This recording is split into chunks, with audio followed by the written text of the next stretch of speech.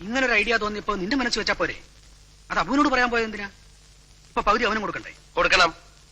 എടാ ബുദ്ധി വേണം, ബുദ്ധി. എനിക്ക് ഇത്ര ബുദ്ധിയേ ഉള്ളന്നേ. ഇതിന്റെ ഒരു പങ്ക് കിട്ടണമെന്ന് വലിയ ആർത്തിയൊന്നും അബുവിനില്ല.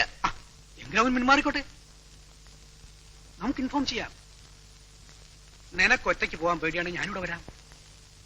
കിട്ടണം നമുക്ക് ഒന്നിച്ചു പങ്കുവെച്ചുകൂടെ? ഇങ്ങനെയുണ്ടോ ഒരു അത്യാഗ്രഹം? ഇൻഫോം ചെയ്യുന്നുണ്ടെങ്കിൽ അബു ഉണ്ടാവും കൂടെ. ഇവൻ ഇത് ആർക്കും ഉപകാരമില്ലാതാക്കും. ഒന്നുകൂടെ ആലോചിച്ചിട്ട് മതിയും തന്നെയാണ് എനിക്കും. കുഴപ്പമുണ്ടാവണ കാര്യമാണെങ്കിൽ നമുക്ക് വേണ്ട ആ കാശ്. ഇനി എന്താ ആലോചിക്കാനാ? ആലോചിച്ചിരുന്നു. മിടുക്കന്മാര് ചരക്ക് കൊണ്ടുപോകും. ഇതാണേ പണ്ടുള്ളവര് പറയണത്, എറിയാൻ അറിയാവുന്നവരുടെ കയ്യിൽ വടി കൊടുക്കണം. ഞാൻ വടി ബാലേട്ടന്റെ തരാം. ബാലേട്ടൻ അങ്ങോട്ട് എറി. അബു വന്നല്ലോ. എന്റെ അബു, ഇവന്റെ കാര്യം വിട്. ഇവൻ അത്രയ്ക്കുള്ള വൈഭവേ ഉള്ളൂ. നീ ഇതുമാതിരി ആയിപ്പോയല്ലോ. ഇതുപോലൊരു ചാൻസ് ജന്മത്ത് കിട്ടുമോ? സംഗതിയൊക്കെ ശരിയാ. എന്നാലും ചെയ്യണതൊരു ചതിയാണെന്ന് ആലോചിക്കുമ്പോ. ചതിയോ? ഇതാപ്പോ നന്നായേ.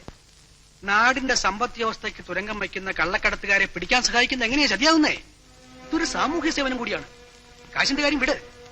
രാഷ്ട്രബോധമുള്ള ചെറുപ്പക്കാരെന്ന നിലയിലെങ്കിലും നമ്മൾ ഇതിന് അനുവദിക്കാമോ? അതെന്താ നിങ്ങൾ ചിന്തിക്കാത്തേ?